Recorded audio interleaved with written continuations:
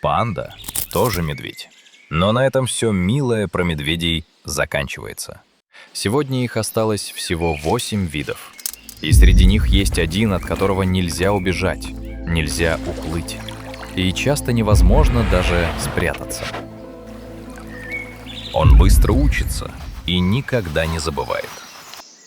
Герой сегодняшнего выпуска — бурый медведь. Добро пожаловать на канал «Дикая жизнь».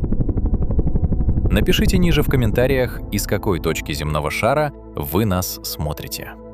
Сегодня бурый медведь — один из самых широко расселенных крупных хищников на Земле. В Европе его оплот — Карпаты и Балканы. Дальше — Скандинавия. К востоку его мир расширяется. Большая часть России, Урал, бескрайняя Сибирь и, конечно, Дальний Восток. А через океан — Аляска и Канада, где его называют гризли.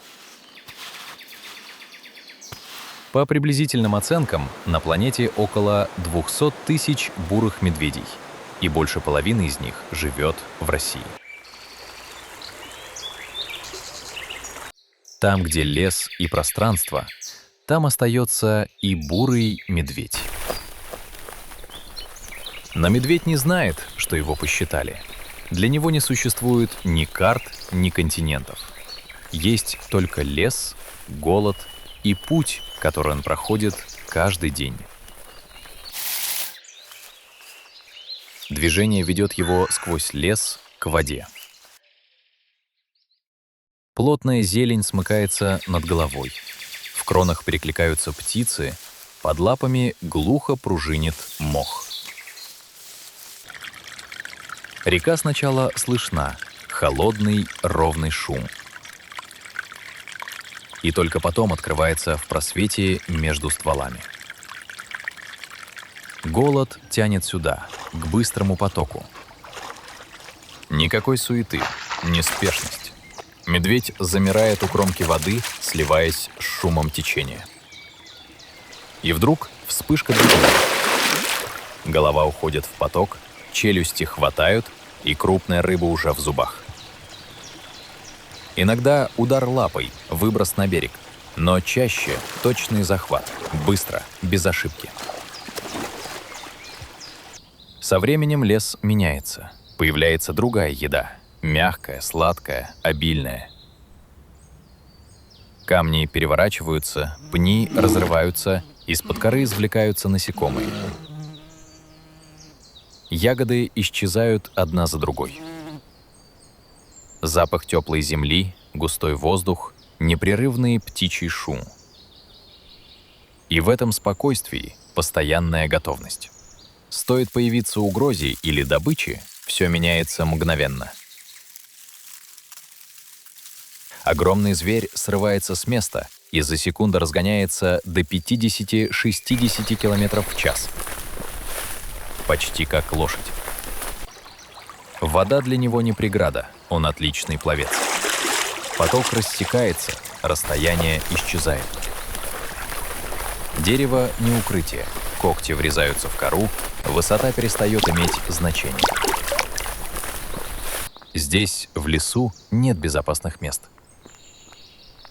Есть только территория, реки, тропы, ягодники, все, что дает ему еду и силу. Иногда это пространство растягивается на сотни квадратных километров. Медведь помнит все тропы и возвращается к тем же местам. Помечает границы запахом и следами когтей на деревьях. И это пространство он не уступает никому. В лесу не все решают глаза. Медведь может смотреть прямо перед собой и не заметить того, что человек увидел бы сразу. Но это и не нужно, потому что здесь главное не увидеть, главное почувствовать. Лес для него не тихий, он наполнен следами. Воздух движется между деревьями, цепляется за траву, за кору, за землю и несет с собой чужую жизнь. И медведь идет, будто читает ее. Там, где для человека просто пустая тропа, для него уже есть история. Кто прошел, как давно, был ли ранен, куда свернул. Иногда он останавливается, поднимает голову, втягивает воздух, медленно, глубоко. И вдруг меняет направление. Потому что где-то далеко, за холмом, в низине или у воды, есть запах. Может быть, это падаль, может быть, рыба, может быть, человек, который даже не подозревает, что уже замечен. Для него не существует спрятано. Металл, ткань, закрытая банка — все это лишь оболочка.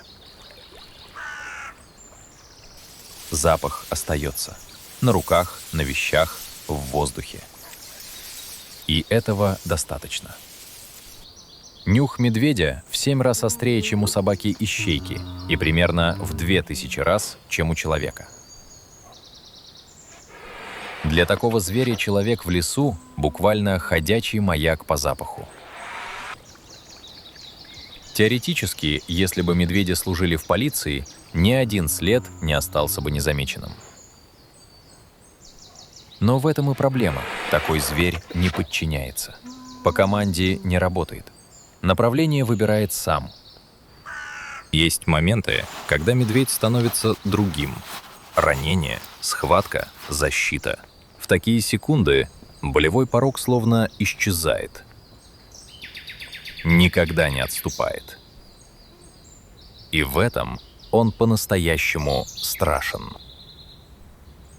Шкура на нем сидит не как броня, а как подвижная оболочка. В захвате он может провернуться внутри нее и ответить ударом громадной силы. Когти размером с ладонь взрослого человека не втягиваются. Они всегда открыты и работают как крюки. Удар передней лапы ломает, рвет и дробит одновременно. В такие моменты его не останавливают ни дистанция, ни боль. Даже смертельные ранения не всегда способны свалить его сразу. Он продолжает движение до конца. И, возможно, поэтому человек никогда не видел в нем просто зверя. Их пути пересекались веками. В нем есть что-то понятное и в то же время чужое. И в разных культурах этот образ получил свое имя.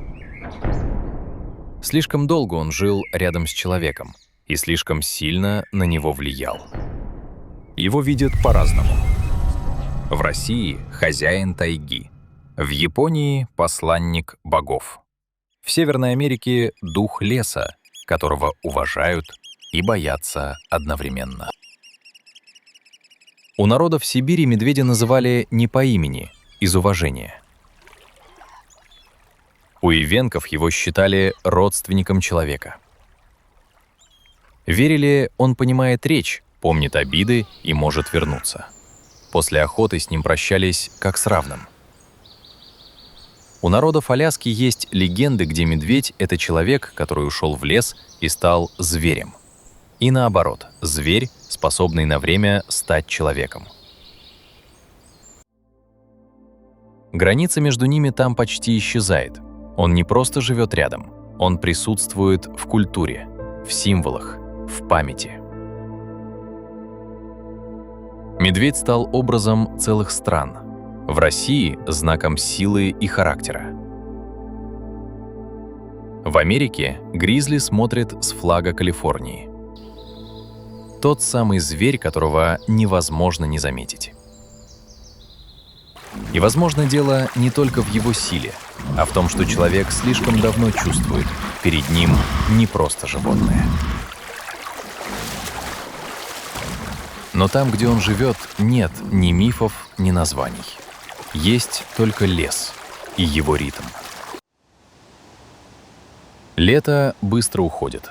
Воздух становится плотнее, запахи резче. В лесу еще много еды, но в поведении зверя уже что-то меняется.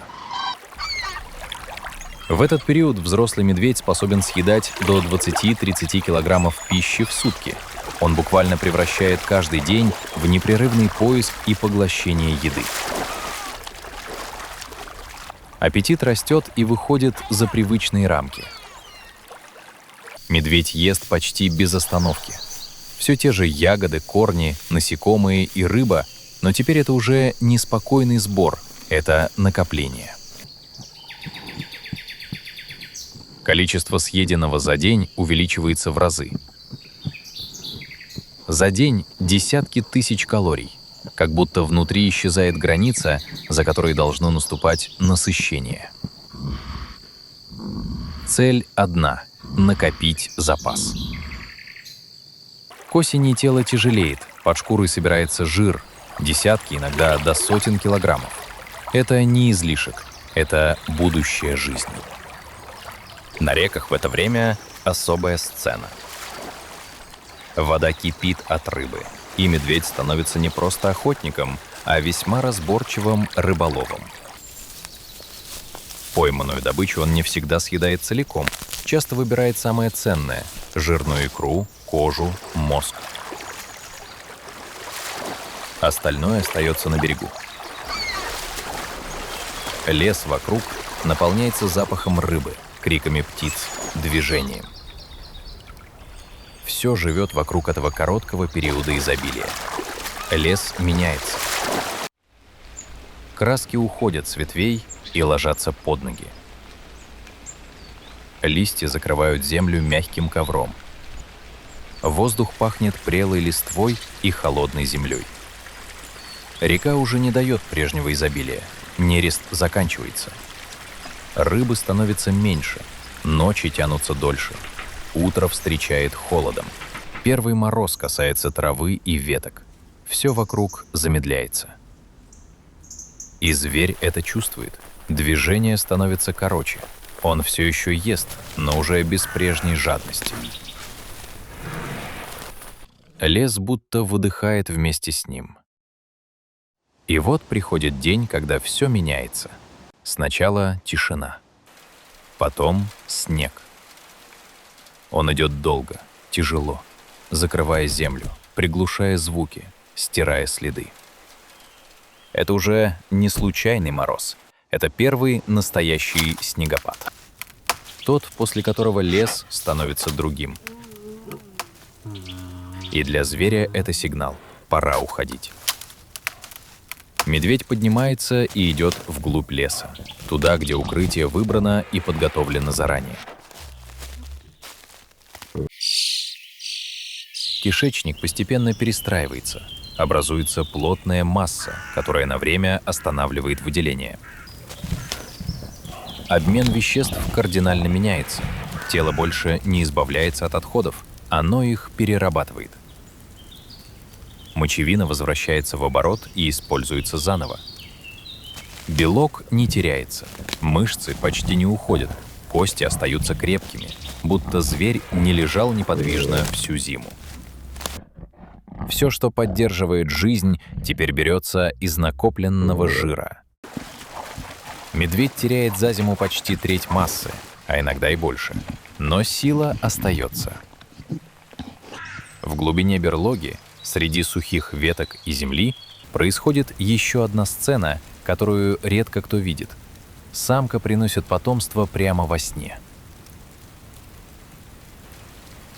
Еще осенью внутри нее начинается беременность, но развитие может остановиться, замереть, ждать. Если жира мало, жизнь просто не продолжится. Если запас достаточный, все идет дальше. Зимой в полутьме рождаются медвежата. Крошечные, едва достигающие нескольких сотен граммов, слепые, с редкой шерстью, беспомощные.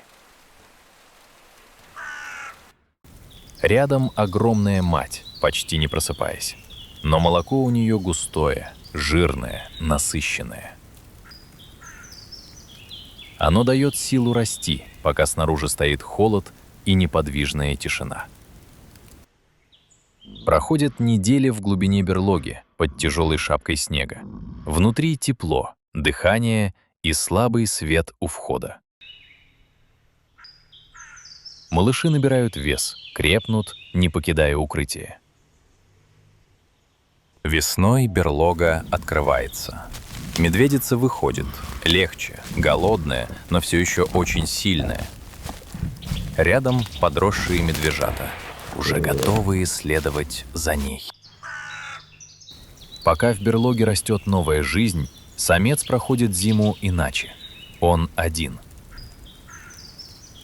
Его берлога намного проще. Это укрытие в земле, под корнями или в буреломе, где можно переждать холод. Он тоже уходит в спячку, но это тишина без движения, без звуков. Только редкое дыхание и медленное биение сердца. Иногда такие берлоги находят случайно, а внутри огромный зверь, неподвижный, будто исчезнувший из мира до весны. Но не все зимы заканчиваются так спокойно. Иногда что-то идет не так, и зверь не уходит в спячку.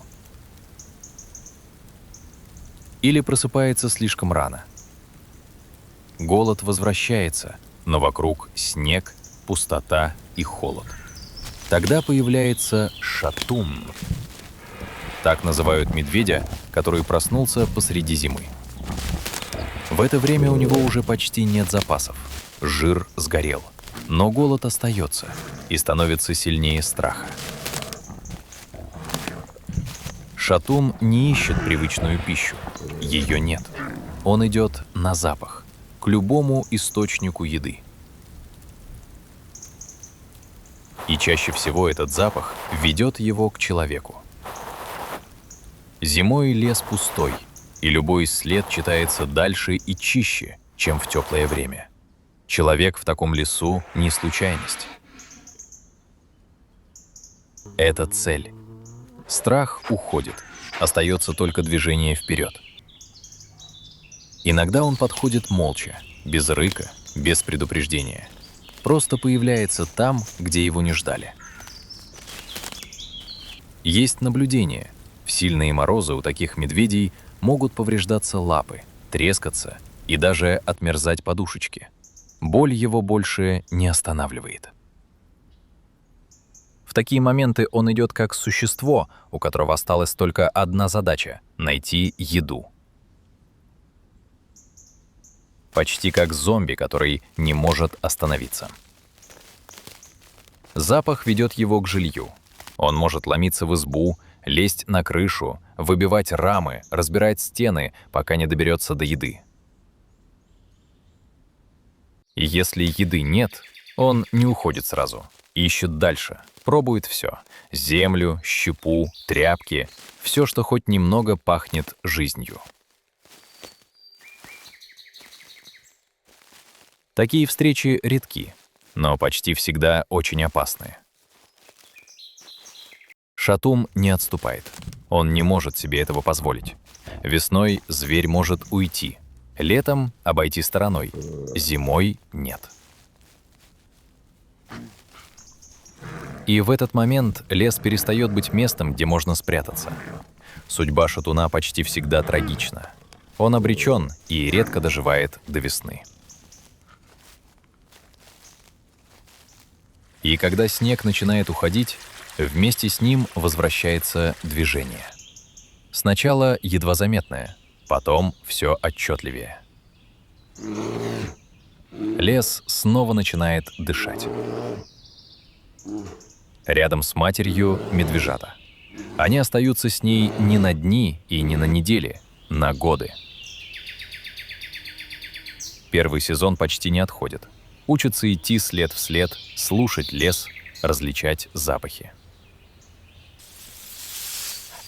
Смотрят, как она ищет еду, переворачивает камни, ловит рыбу. Для них это не игра, это теперь обучение выживанию. Полностью самостоятельными становятся только через 2, иногда 3 года. До этого времени мать — их защита, их ориентир и их единственный шанс выжить. и защищает она их до конца.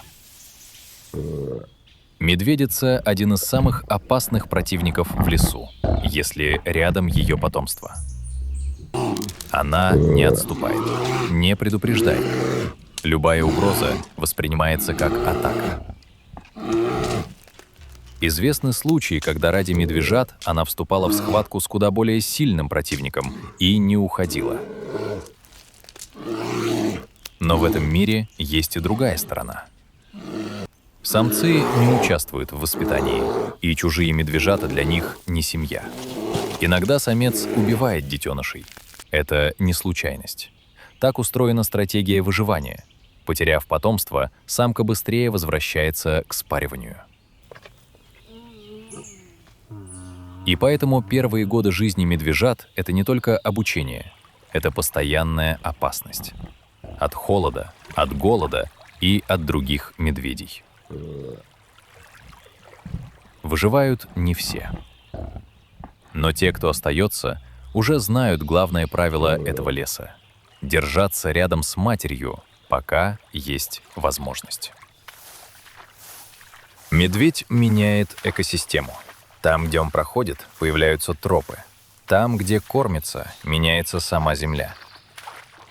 Семена разносятся на километры. Слабые уступают место сильным. Реки отдают лесам свою силу. Рыба становится частью почвы. Питательные вещества уходят под корни, и через годы здесь поднимаются новые деревья. Он — само движение этой природы. И все же даже такой зверь уязвим. Леса редеют, пространство становится меньше, следы человека становятся все ближе. Там, где раньше он шел свободно, появляются дороги, трубопроводы, новые строительные площадки. И здесь возникает парадокс. Перед человеком стоит зверь, знакомый с детства. Мягкий силуэт игрушечного мишки, образ, к которому тянется доверие, и в то же время один из самых опасных хищников суши. Тот, кто не отступает, кто запоминает, с кем нельзя договориться. Пока где-то на планете остается медведь, остается и сама дикая жизнь. Та, которую нельзя приручить. Та, которую нельзя до конца понять. Та, где человек не хозяин. Если вы встречали медведя в дикой природе, напишите об этом ниже, в комментарии. Какое чувство вы испытали первым?